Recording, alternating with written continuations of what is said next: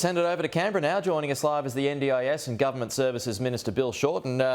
Bill, good morning to you. So, big screaming headline there from the UN overnight. It says humanity is on thin ice. What's the government's response to that dire warning this morning?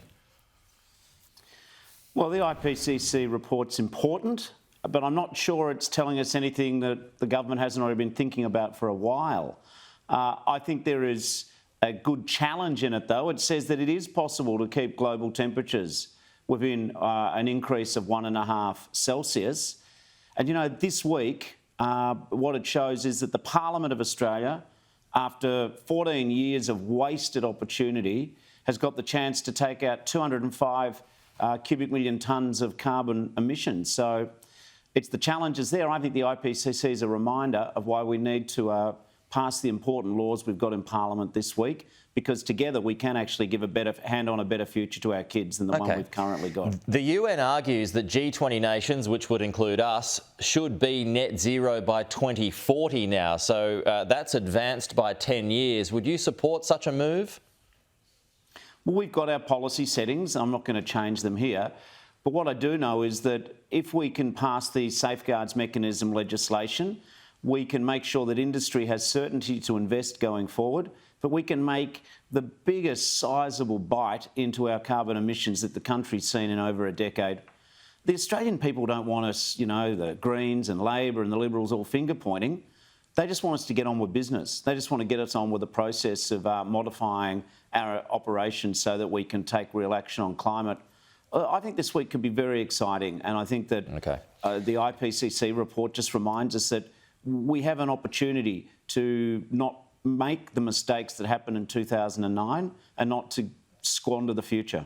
Just the idea of net zero by 2040 when so much of the technology isn't around yet to get us to 2050, I mean, is that just... It seems like that's going to be too hard. Well, we're not changing our policy. We've set our goals. We've got a pretty ambitious plan to increase the amount of renewable energy in the grid. We're getting on with it with our reinvestment in tired infrastructure, with what we're doing with the safeguards mechanism. You know, this week Parliament could actually work for the people, and that's what Australians want. And I'm optimistic that with Minister Bowen and our legislation, we can get it through the Senate. Just a final one on the report here. I think it's where it runs into trouble because it argues that developed nations have to do more, but China is continuing its rapid coal expansion. So in that sense, does the report fall on deaf ears? Well, there's the things we can control and there's the things we can't control. We can hope that China shows the sort of leadership that the IPCC report says is necessary, but what we can control is the decisions that we make as a nation. So in politics, I found through, you know, experience, you can worry about the things that you can affect, and that's where our head's at. What can we do in this country? And just because you're in government, I do want to ask you about that meeting between Xi Jinping and Vladimir Putin overnight. What did that say to you? Well, China is taking its place in the world, but if you want to take your place in the world, with it comes an obligation of responsibility. The United Nations has condemned the illegal invasion of Ukraine by Russia.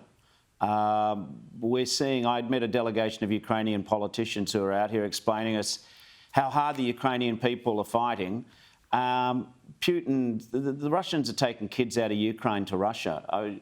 There's a lot of war crimes going on.